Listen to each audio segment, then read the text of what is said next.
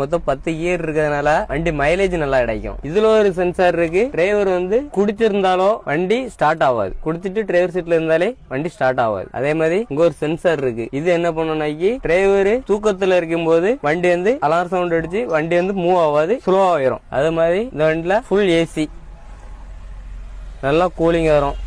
கார்ல இருந்து கூலிங் ஃபுல்லா இருக்கும்.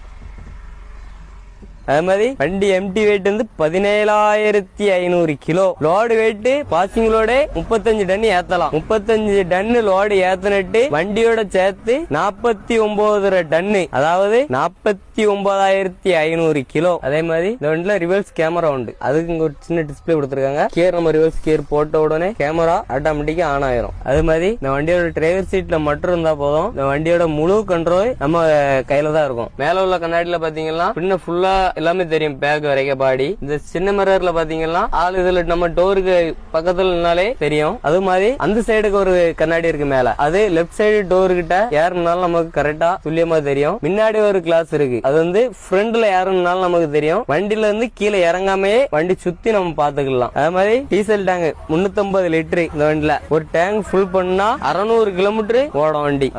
மைலேஜ் RPM 15 வச்சு ஓட்டுனாக்கி 3.6 வரைக்கும் மைலேஜ் கிடைக்கும். எம்டில லோடுல 2.8 வரைக்கும் கிடைக்கும். அது மாதிரி இந்த வண்டியில இருக்கு சீட்டு மாதிரி கார்ல கூட இருக்காது, அவ்வளவு ஆப்ஷன் இருக்கு இந்த சீட்ல. இந்த லிவர் எழுதிட்டு முன்ன எவ்வளவு தேவையோ அட்ஜஸ்ட் பண்ணிக்கலாம், பின்ன தேவையோ அட்ஜஸ்ட் பண்ணிக்கலாம். இந்த லிவர் எப்படி செலுத்தாக்கி சீட்டு பின்ன சாஞ்சுக்கலாம். எல்லா வண்டியிலும் நார்மலா இருக்குது. அதோட மெயின் இந்த ஆப்ஷன் பயன்படுத்தணும்னா நம்ம வெயிட் தந்தாடி சீட்டு குலுங்காம மேலங்களும் ஏறி இறங்கிடும். அதே மாதிரி இந்த ஃபுல் ஏர் சீட்டு, இந்த சுவிட்சை போட்டாக்கி சீட்டு ஆட்டோமேட்டிக்கா ஃபுல் ஏர் தான், மேல ஏறணும் ஏறி இறங்கிடும். ஒருவேளை இது வேண்டாம்னா இந்த சுவிட்சை மட்டும் ஆரம்பிட்டோம்னா நார்மலா கீழே இறங்கிடும். அதே மாதிரி இந்த வண்டியில இந்த லாக்கு பாத்துக்கிடுங்க. டிரைவருக்காண்டி அவங்களுக்கு தேவை தந்தாடி மேல கீழே ஏற்றி இறக்கிக்கலாம், மேல தூக்கி கீழே இறக்கிடலாம்.